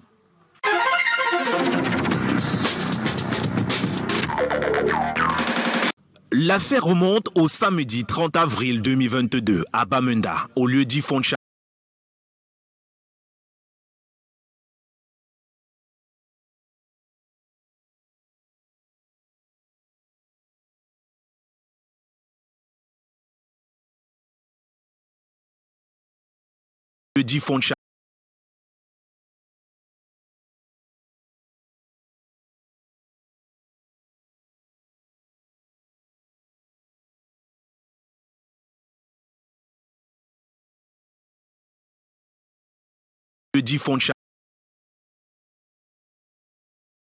Un test en anglais réclamant l'indépendance de la partie anglophone. Today, the 30th of April 2022 of Amazonia in la République to also resign and join our brothers. Voilà, retour sur ce plateau où nous avons appris, et avec beaucoup de joie d'ailleurs, la libération de Regina Mundi après plus d'un mois de captivité. D'aucuns parlent de rançon payée, d'autres parlent d'une opération de militaires menée, entamée depuis le 30 par nos forces armées. On a suivi à travers le communiqué d'ailleurs du chargé de la communication du ministère de la Défense qui a parlé d'une opération à succès qui, à la clé, a connu la libération de plusieurs otages, et parmi lesquels le véhicule même aussi de la sénatrice et même un pick-up qui était également qui a été pris entre les mains des ravisseurs et plusieurs armes. Alors vous avez suivi cette affaire qui a l'air quand même d'un film western, Dr Showalter? Bien sûr, je reviens du village. Moi je vous ai dit que je n'habite pas à Yaoundé. Comme vous êtes fraîche, avec les joues gonflées. Moi je n'habite pas à Yaoundé, j'habite chez moi au village à Bamenda. Je viens mettre seulement la veste quand je viens à Canal 2. Bien, je voudrais faire une petite mise au point. s'il vous plaît, Boubangomna. Oui. Le préfet du Mefou Afamba a été très mal informé par la diaspora allemande. On lui a dit que je suis père fondateur d'Ambazonie. Je suis radicalement opposé à la sécession anglophone et je demande qu'on combatte la sécession. Ça, c'est ma position d'un fédéraliste. Et il faut basculer l'État du Cameroun à un modèle fédéral pour libérer les anglophones et étouffer le mouvement sécessionniste. Évitez de me chercher. Merci pour cette précision. Service du renseignement. Merci. Vous avez donné le message au service de renseignement. Oui, je combats la sécession et je suis d'accord, fédéraliste. au préfet et même justement au service de renseignement, qu'il vous lâche un peu les baskets. Voilà. Mais sur cette libération. Maintenant, le dossier de libération. Je crois que vous comprenez le français plus que moi. J'ai été libéré. On m'a sauvé. On libère quelqu'un quand il y a échange de coups de feu. Ou bien on libère quelqu'un quand on négocie. On sauve quelqu'un en danger. Ou bien on libère quelqu'un en danger. Vous êtes francophone, moi je suis anglophone.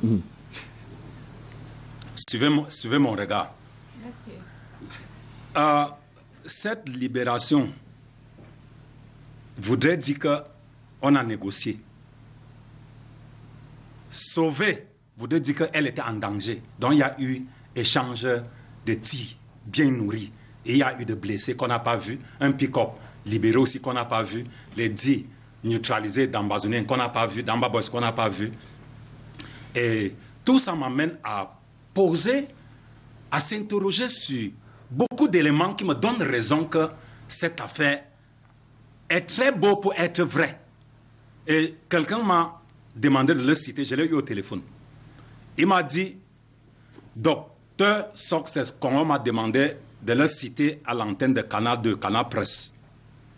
The family of Senator Regina Mundi contributed 48 million francs CFA and the Cameroon military contributed 35 million francs CFA, which sum up to 83 million francs CFA to give to Ambazonian Defense Force and free Senator Regina Mundi. En français facile, en français ça veut dire facile, que la famille a donné 48 millions. La famille a donné 48 millions. Et le gouvernement camerounais a donné... Non, pas le gouvernement camerounais. Les militaires de la République du Cameroun, il a dit Cameroun Military, a donné 35 millions à Ambazonian Defense Force et la famille a donné 48, qui nous donne 83 millions pour libérer Senator Regina Mundi. Ce n'est pas la déclaration du docteur Showalter. Il a cité un nom, docteur Success Congo, et il finit en vous donnant quelques éléments qui peuvent donner raison à l'opinion publique. Les 5 délégués départementaux qui ont été kidnappés, on n'a pas négocié. Pourquoi on n'a pas négocié?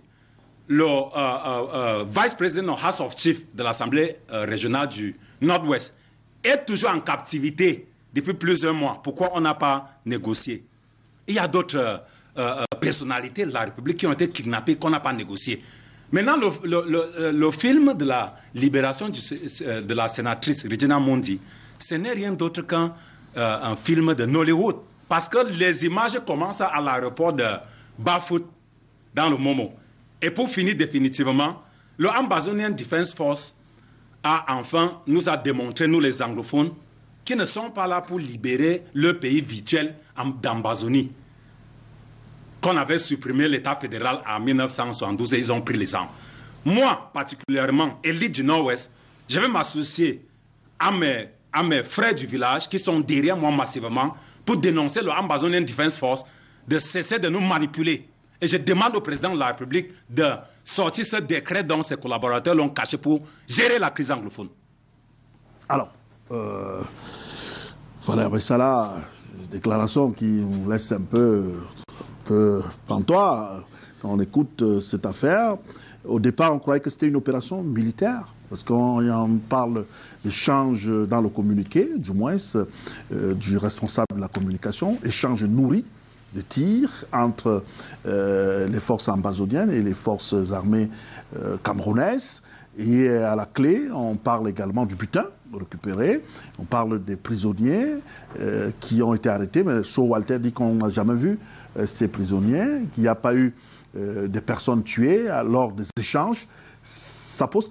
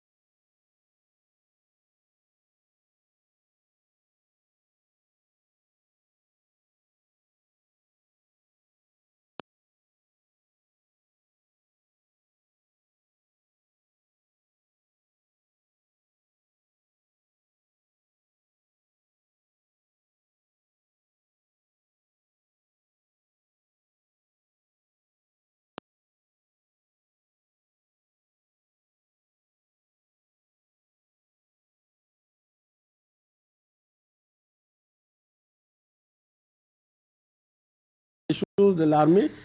J'ai dit seulement que l'armée a parlé, c'est un happy end pour la sénatrice qui s'en sort.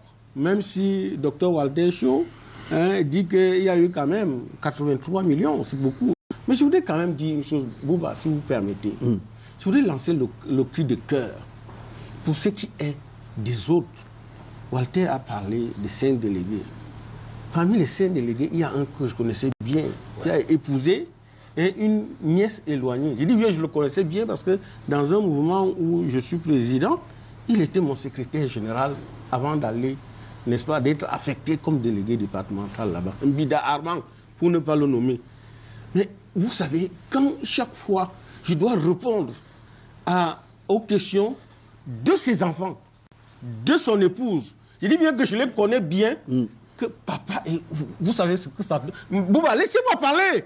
Vous savez ce que ça donne de répondre au coup de fil ou alors d'aller voir les enfants et la femme de quelqu'un que vous avez bien connu et qui vous demande tonton Soulé, papa est où?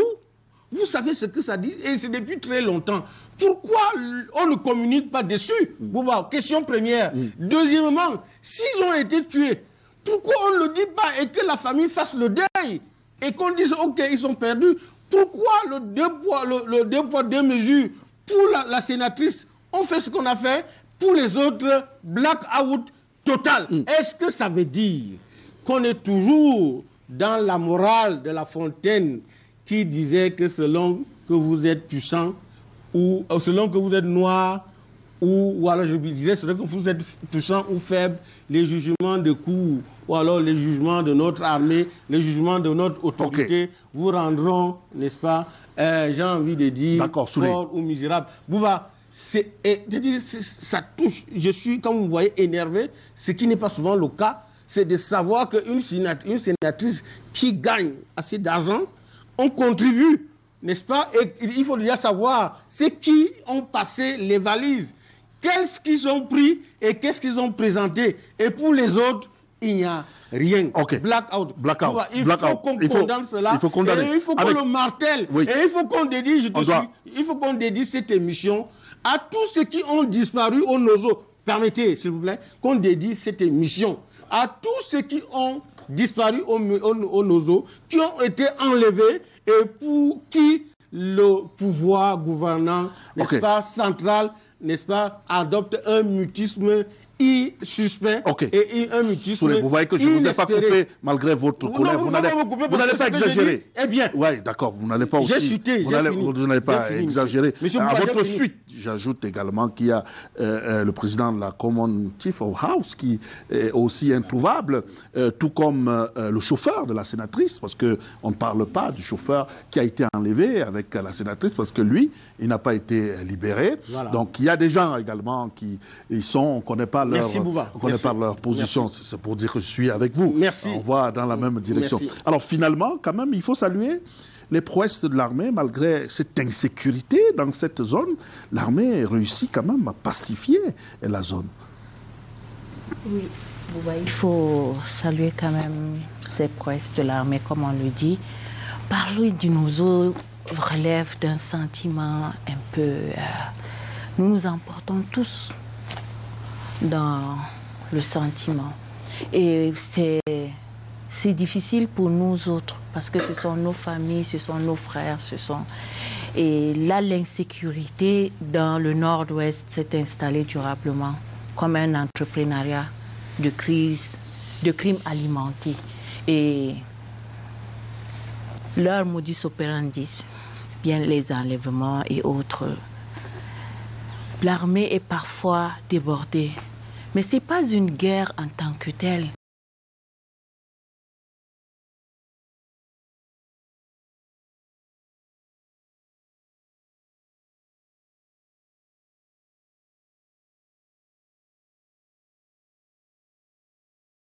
En tant que telle.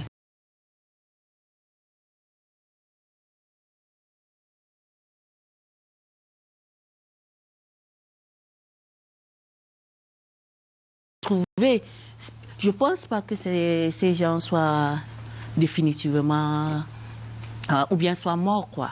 Parce que on dit que si c'était le cas, les Ambaboy seraient venus sur la place publique avec les corps. Mais je pense que c'est un autre problème. La réalisation me signale qu'on n'a plus le temps. Vraiment, vous concluez en 30 secondes très rapidement. Le réalisateur Aïdjo, sous la pression de Thierry Camteau, mettre la pression en 30 secondes. On dit happy end finalement quand même. Retrouver une vie, c'est mieux que de la perdre. C'est tout ce qu'on peut dire. Voilà, merci Valère Bessala. On va examiner la proposition de notre ami qui a suggéré. C'est symptomatique. On va vous renvoyer sûrement la semaine prochaine. Merci encore. Vous êtes d'ores et déjà invité. Les téléspectateurs de Canal vous réclament. Merci au Dr Showalter. Merci au Russe. Merci à Fadimatou. C'est terminé. La rediffusion, la première, il y en a deux. La première, ce sera ce soir à partir de 23h. La seconde demain, quand il sera 23h30, madame, monsieur. Ne quittez pas, restez à l'écoute et surtout à regarder les programmes de Canal 2 International. N'oubliez jamais, quoi qu'il arrive, gardez le sourire. Bien le bonsoir.